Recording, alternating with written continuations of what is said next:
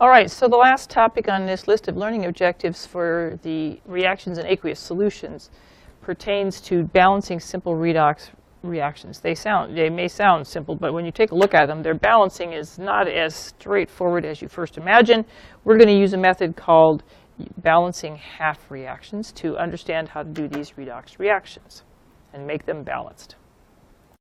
So in this type of example, and these kind of balancing challenges, we're given net ionic equations in an acid solution, and we're asked to balance these things and try to make sense of how this is done. These are not straightforward because you can't tell where everything is coming and going from in these, because what's going on here? Well, we have oxygen on the left and no oxygen on the right, and there will be coefficients required and a bunch of things. So we have to figure out how you take something like this dichromate ion in solution, which is a nice color. Dichromate is a nice orangey color. And how it can be changed into the chromium 3 ion. And the chromium 3 ion has a much different color. It's nice and characteristic green. And that reaction is a redox process because you're taking the oxidation number of the chromium from +6 in this case to +3. All right, so it's being reduced. The chromium is being reduced by this process here. So how do we do this? There's a set of steps to be followed, and these will take some practice and take some careful observations to see how it works. So give it a shot. The steps are written out in colorful rectangles to try to help us make sense of what we're looking at, and so that we don't miss anything. Step 1 is we're going to write an unbalanced net ionic equation, which is what you just saw on the previous slide. The steps follow in sequence one by one here. You will figure out where getting oxidized and reduced, which is important, and you'll write unbalanced half reactions. Then you'll balance them. That's step 3. For everything except oxygen and hydrogen, we'll get that later after we get the other atoms balanced. Then you're going to figure out how to balance oxygen by adding water, and then the side that needs it, and balance the hydrogen by adding hydrogen to the side that doesn't have enough hydrogen. After that, after step 4, step 5, we will balance each half reaction for charge by balancing out by adding electrons to the side that has more positive charge. You'll add electrons to it, and then you end up multiplying by a suitable factor to make the number of electrons in this two half reactions come out the same. Once you got to that point, then you can add the two balanced half reactions together and cancel out the electrons and anything else that's duplicated in products and reactants of the equation, and then we'll double check and make sure that it all looks good. Whew, what a lot of steps. These make no sense until we try some examples, so bear with me. This recording will give you some detailed examples to work through. I hope you find them helpful. All right, so we'll go back to where we were, the example I was showing you with the dichromate ion being reduced to chromium +3. So the unbalanced net ionic equation is what they often give us in these sorts of things. Remembering that this is a net ionic equation tells you that there are no spectators shown, and we don't care what they are because they're not involved in the process. They're just there because there's always going to be other ions present to have dichromate or chloride ions. There's going to be some cations in there, but we don't really care which ones they are as long as they haven't been involved in the process. So simple things like group 1 elements are common spectators. So there's the unbalanced net ionic equation. From there we have to do what? Well, step 2 is decide which atoms are oxidized and which are reduced, and we'll write the two unbalanced half reactions. Okay, so half reactions, what do those look like? They're the oxidation process and the reduction process. So the chromium is being reduced from a +6 chromium to a +3 chromium, and so the reduction is this step here. That means the other one better be the oxidation. So chlorine is losing, the chloride ions are losing electrons. So that would be the oxidation half of the process. There's always two halves to any of these redox processes. One will be for oxidation, one will be for reduction. So chlorine is going from -1 to 0 here, and that would be an oxidation process, gaining in your oxidation state. So the oxidizing agent then would be that which is, wait a minute, so the oxidation, I want to label it, make it more clear here. So the oxidation step includes the reducing agent, right? And so the reducing agent, all right, sorry, make sure I'm saying that correctly. The chlorine is losing electrons. It's getting oxidized, and so it is the reducing agent, the chloride ion. There we go. The reducing agent is the chloride ion, Cl minus, and the oxidizing agent is the dichromate ion, Cr2O72 minus. Complicated formula, isn't it?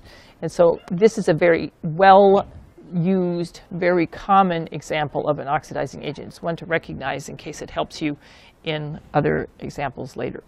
That's supposed to be chloride minus there. That looks like chromium, sorry. Let me see if I can make that more clear. Chloride minus is the reducing agent.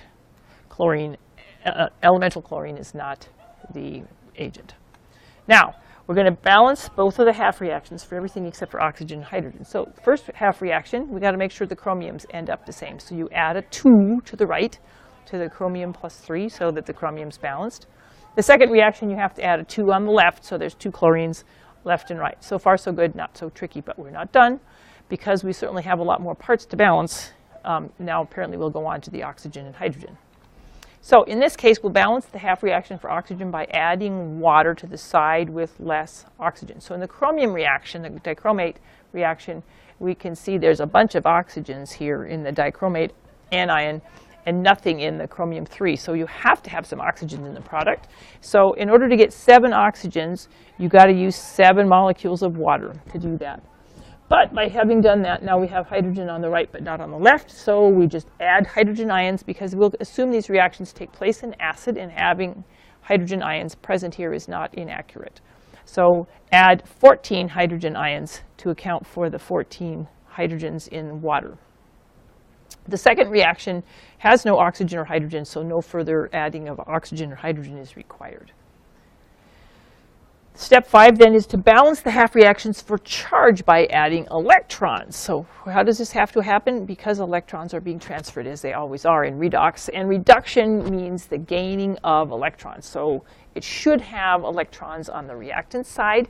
And if you think about it, that makes sense, because the only way you're going to get the charges the same on the left and the right is to add something on the left side. So on the right-hand side of the reaction, the charge total is +3. And on the left-hand side of the reaction, before I added the electrons, the total charge here would be 14 plus and 2 minus, so that would be 12 plus. And so we got to make sure that this, oh, sorry, this is +6. That's a good mistake. Careful about that. It's not just +3 because there's 2 chromiums. Careful, those kind of things will catch us, won't they? And so the total charge is 2 times +3. Total charge on the right is +6. And so in order for us to get the left side equal, 6 more electrons are needed to get that charge to the left side to a charge of +6 overall. You have to take some careful paying attention to the parts. The second reaction is the oxidation step, and the only thing you need to get that equal out to the charge of over here is -2, and you have to add 2 electrons to get that to come out even. All right, now, what do we have to do? Well, you can't pull these two together yet because the numbers of electrons are different on the 2 sides. So the next step we'll do the multiplying. So we're going to multiply by the suitable factor to make the electron count the same in both of the half reactions, which is shown on the next slide. So in this case, we have to come up with the right number of electrons in the second reaction to get them up equal to 6. So you use a multiplier of 3 on all of the parts of the second reaction so that we can combine the 2 reactions together and get the net or the total equation, having evaluated each of the half reactions. So having done that, we now have 6 electrons on each of them, and when we combine them, the electrons will no longer be present in the overall reaction. Okay, so we add the 2 balanced half reactions together, cancel electrons and other things that appear on both sides of the equation. Okay, so what cancels?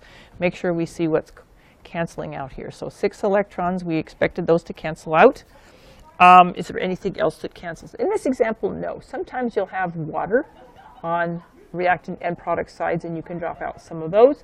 But in this case, the hydrogen, the dichromate ion, and 6 chloride ions persist all as reactants. And on the product side, we will have 2 chromium 3, 7 water molecules, and 3 chlorine molecules aqueous. Now, does this make sense? Does it look balanced? We should always do this because sometimes we've overlooked things and we don't quite know how we did. So pay attention. 14 hydrogens on the left, 14 hydrogens on the right. So far, so good. 7 oxygens on the left, 7 oxygens on the right, 2 chromiums here, 2 chromiums here. If we followed all the steps, all should be good.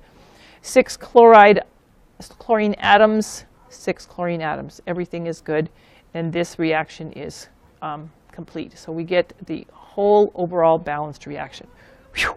What a lot of steps. These simply take practice because you won't remember how they're done until you do them a few more times.